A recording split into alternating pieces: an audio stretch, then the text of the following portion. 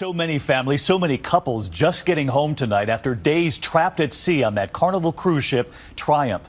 The real triumph, though, those passengers simply getting through it all. The so-called cruise from hell finally docking in Alabama, 5 days after a terrifying engine fire knocked out power and turned that ship into what some called a floating petri dish. There was suffering, fortunately not the casualties of last year's Costa Concordia, but all of it does raise serious questions. And so tonight here, we put a microscope on the industry as a whole. Why was an ultimate rescue so late in coming? And were the apologies too little, too late?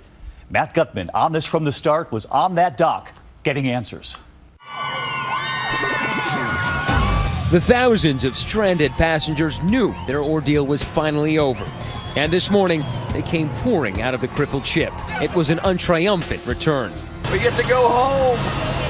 Standing on and in some cases kissing terra firma for the first time in 8 days. Yeah, you can talk to us. Come on over. I'm speechless. It's just really great to finally be back in America and on land. Some angry. The doctor on the staff can, excuse my French, he can kiss my. It was the worst experience I've ever had. We thought we were going to die for a little while. Others relieved. I'm just happy to be alive. It's quite an ordeal, but we're here. They ran, many wearing bathrobes against the cold, to plant kisses on loved ones, holding on to each other. By the hundreds, they were stuffed onto buses before they could even shower or even change their gritty clothes. Among the first out, Stephanie Stevenson and Rob Mallum.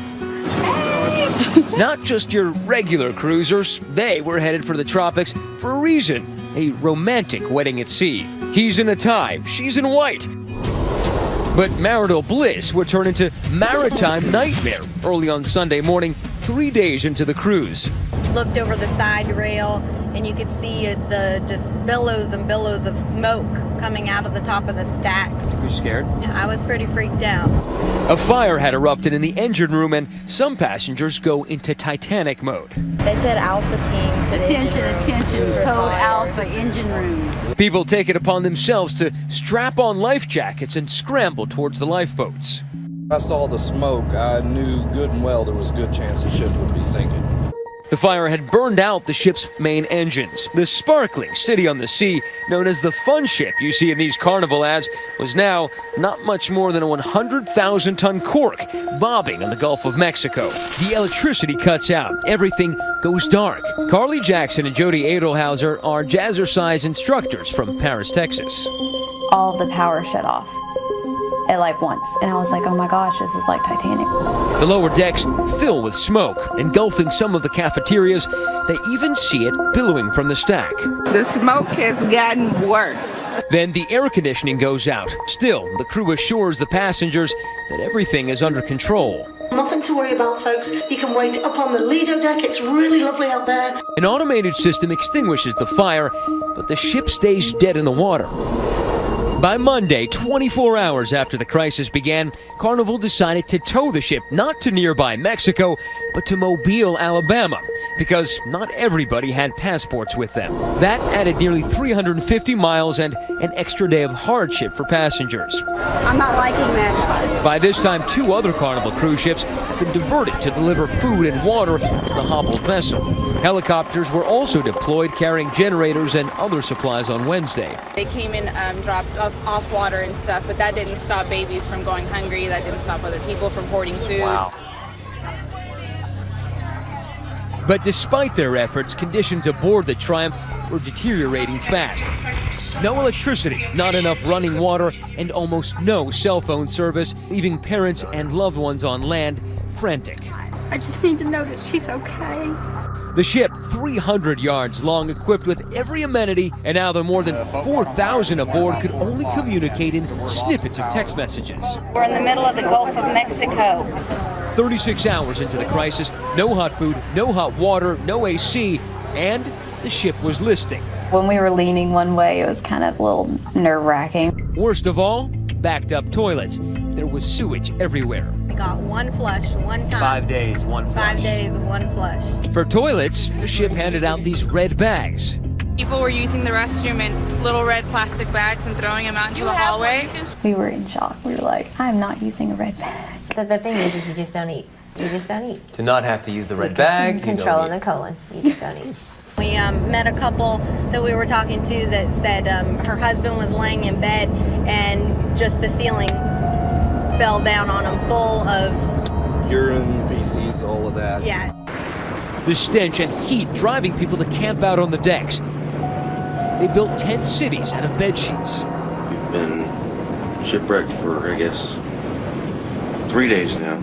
ABC News was the first to fly out over the ship on Wednesday. You can tell how powerful the wind is, gusting at 25 miles an hour. Those conditions bringing out the worst in some people. They opened the bar one evening and gave away free drinks, and that was a really bad idea. There were people throwing things over the side of the ship, acting unruly. And during the voyage, passengers did receive updates on the PA system as well as printed status updates, but Rob Mallon thinks that was another poor decision. Somehow they managed to print us out little letters that they sent to our room. Maybe they were using the emergency generator to supply printers instead of toilets. Yes. Folks hoarding food, forcing others onto a diet of onion sandwiches. What was the food situation like? You had to stand in line for 3 hours to get a meal. And the first couple days it was the onion sandwiches. But at least they were steadily, if slowly, being tugged back to the U.S. That's when Mike Padilla finally got through to his wife on the phone, anxiously waiting her return. They think the tug line might have just broken. Passengers say this should never have happened. Just last week, Carnival admitted that there was an electrical problem on the Triump's previous voyage, but said there is no evidence at this time of any relationship between this previous issue and the fire that occurred on February 10th. This is the latest in a string of incidents involving cruise ships. Last year, the Costa Concordia capsized in Italy, killing 32 passengers. And in 2010, another Carnival ship, the Splendor, was stranded for days after another engine fire. Unlike the airline industry, there's no agency regulating the safety operations of cruise lines. Jim Walker is a maritime lawyer. And unlike our U.S. aviation, commercial aviation fleet in the States that has the FAA that can oversee the industry and actually shut a fleet down if there's safety violations, there's no one looking out for the safety of passengers on ships relative to fires. A spokesman for the cruise industry denies there's no regulation. I know you can't talk to me, but is there anybody who can? For 3 days, not a single Carnival exec appeared publicly until CEO Jerry Cahill spoke late Tuesday. We pride ourselves in providing our guests with a great vacation experience, and clearly we failed in this particular case. Carnival has offered the passengers a full refund, a voucher for another cruise, and $500, and it will cover travel expenses. Oh my God, it's degrading, demoralizing. And then they want to insult us by giving us $500. Since Sunday, ABC News has been requesting answers to questions about the ship's history of mechanical problems. No answer.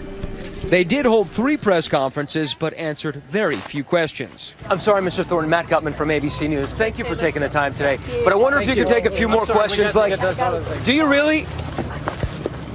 You're running away. We've been trying to track down anybody from Carnival to talk to us.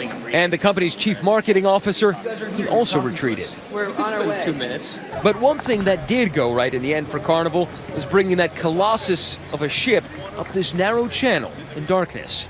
And after 8 days at sea, the most precious of cargo delivered back to family members. You guys gonna sleep tonight? I'm gonna shower and then I'm gonna sleep. We're showering. We had our food, now just a long shower, long hot shower. I really want to get home though. And for the newlyweds, a delayed wedding banquet of burgers and fries. This is gonna be the best hamburger ever.